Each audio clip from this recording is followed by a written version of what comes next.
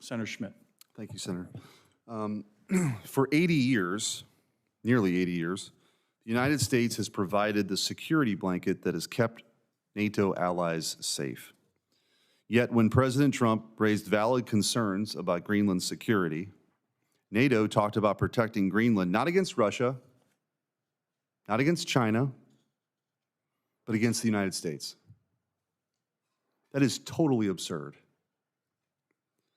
The reality is that President Trump's messaging is about defending not just America, but also our NATO allies against Russian and Chinese aggression. The reality is the real threat in the Arctic is Russia and China, and it is growing. Russia has reactivated Soviet-era bases, expanded its nuclear icebreaker fleet, and sent submarines into Greenlandic waters, one of which was only detected by chance. China, despite being 900 miles away, calls itself a near-Arctic state and is using its polar Silk Road to expand its influence over Greenland's infrastructure. Despite these mounting threats, Denmark has failed to provide adequate security for Greenland. The island's 27,000 miles of coastline remain largely unmonitored, and foreign vessels repeatedly enter its waters unchecked. The U.S. cannot afford to sit back while others neglect these responsibilities. The Arctic is a key frontier in global competition, and Greenland is central to U.S. security. Whether we acquire Greenland, increase military presence, economic investment, or formalize security arrangements, we must ensure Greenland's future aligns with U.S. interests, not Beijing's and not Moscow's. Whether through increased military presence, economic investment, or formalized security arrangements, we must act now to secure the Arctic for ourselves and our allies. So with that, I did want to ask Mr. Gray, I mentioned the Polar Silk Road. How would you compare that to the One Belt, One Road initiative? Senator, I think of it as just the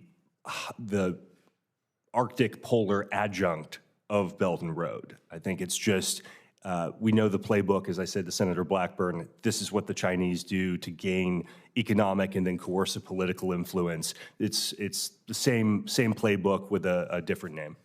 And as we've seen in other places around the world, when they build a grid, they can turn it on or they can turn it off. They build an airport and you're critical of the CCP, all of a sudden you don't have flights anymore.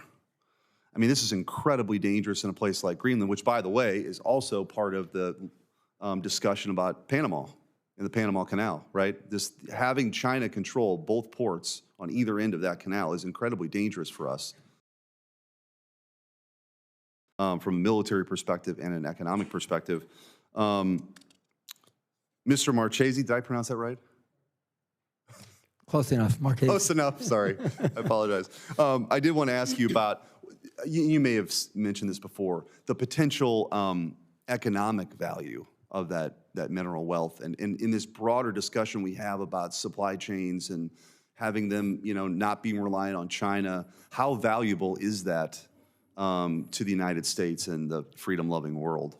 Well, Senator, it's extremely valuable, but as I mentioned, sir, it will take, in my opinion, significant capital from the United States in order to get private industry. The United States should not be in the business of operating critical mineral resources. So it should, in my opinion, be the private sector, but it will take, in my opinion, significant incentives for the private sector, not necessarily, well, the significance of the upfront money would be to de-risk or somewhat help de-risk these projects. It's all about risk and reward. That's why, if you look at the map today, there are very few projects that are in existence. It's just the uncertainty of what's really there.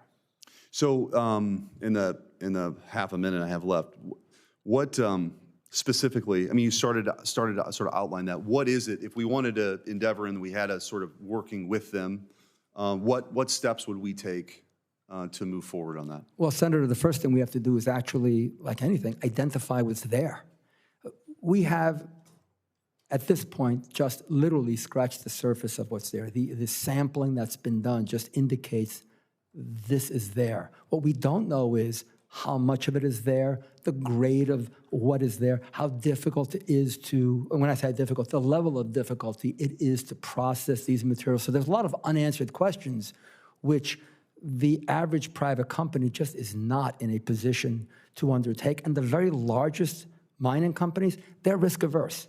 These are not individuals that are accustomed to what I would call high-risk investment. So it takes a different mindset when you're going into a country like Greenland than, for example, staying in the United States. Well, one of the things I think has been the hallmark of President Trump's foreign policy, and certainly what I believe in, is identifying what are our core national interests.